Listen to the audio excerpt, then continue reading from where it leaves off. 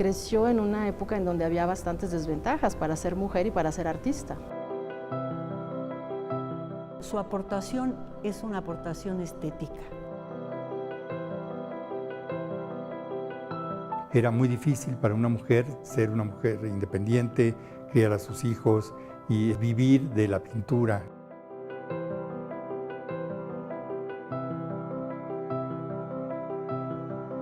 El gran defecto para ella pues es que era mujer de esa época.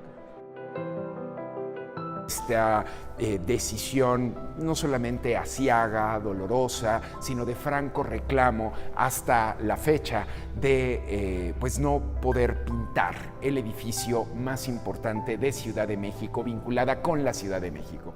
Lo que sí sé es que Diego Rivera primero como que la levantó y la gran pintora y en la escuela de arte ella pinta muy bien y no sé qué.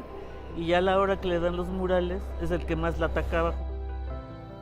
Le va a producir la hemiplegia, que como todos sabemos la hemiplegia también es una reacción emotivo-nerviosa.